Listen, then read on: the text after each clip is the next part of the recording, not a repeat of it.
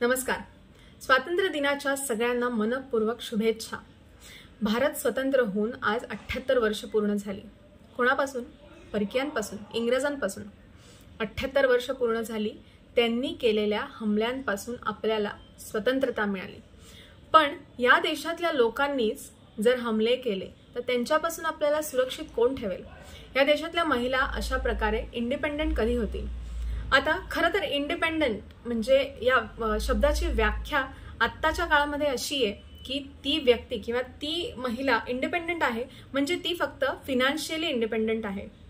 ती स्वतः कमवते, स्वतः राहते, स्वतःचं कमवून स्वतः खाते म्हणजे ती इंडिपेंडंट झाली. पण उद्या जेव्हा एखादा पुरुष तिच्यावरती अत्याचार करतो तेव्हा ती स्वतः काय करू शकते? तिचा रेप होतो, तिचा मर्डर होतो आणि एक इंडिपेंडेंट व्यक्तीचा मर्डर होतो. मग याला खरंच इंडिपेंडेंट म्हणायचं का? म्हणजे जेव्हा आपण बाहेर जातो तेव्हा म्हणजे समजा एखादा नवरा आणि बायको बाहेर गेलेले असतात तेव्हा महिलेवरती जेव्हा एखादा पुरुष टिंगल करतो, तिची जेव्हा टिंगल करतो तेव्हा ती कोणाकडे जाते? मुळमुळ रडत नवऱ्याकडे जाणार. ह्याला इंडिपेंडेंट म्हणायचं. म्हणजे तू बाहेर नोकरी करतेस, पैसे कमावतेस, पण जेव्हा तुझ्यावरती अत्याचार होतो तेव्हा तू शेवटी एका पुरुषाच्याच मागे लपतेस. मग तू खरंच इंडिपेंडेंट आहेस का? याचा जरा विचार करा.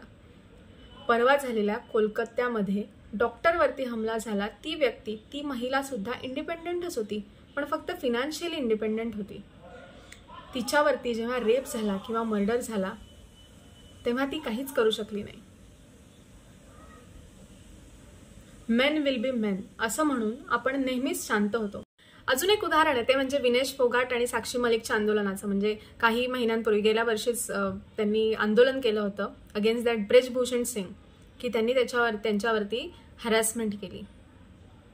तुम्ही स्वतः रेसलर आहात, तुम्ही ऑलिम्पिकमध्ये जाऊन मेडल्स जिंकले, त्याचा काही उपयोग आहे का?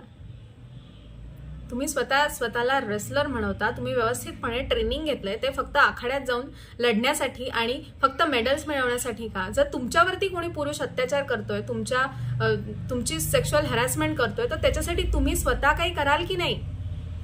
जर त्याने खरंच हॅरॅसमेंट केली होती तर तुम्ही त्याला मारायचं. कोणी काय केलं असतं? सेल्फ डिफेन्समध्ये तुम्ही नक्कीच सुटला असतात ना. तुमच्या मेडल्सचा काय उपयोग आहे? मग तुम्ही ट्रेनिंग घेऊन रेसलर झालात ते फक्त आखाड्यामध्ये खेळण्यासाठी का? नंतर आंदोलनं करून किंवा नंतर कॅन्डल्स घेऊन मार्च करून त्याचा काही एक उपयोग होत नाही. काय होणार आहे? 4 दिवस लोक मार्च करतील, बाकीचे नंतर विसरून आपल्या आपल्या कामाला लागतात. तुमच्याशी त्यांना काही एक घेणं देणं उरत नाही. त्या काळात विनेश फोगाटला शिव्या दिल्या गेल्या, पण आता ऑलिम्पिकमध्ये मेडल मिळवलं, तिने एवढं काम केलं महत्वाचं, ते प्रोटेस्ट विसरले लोक.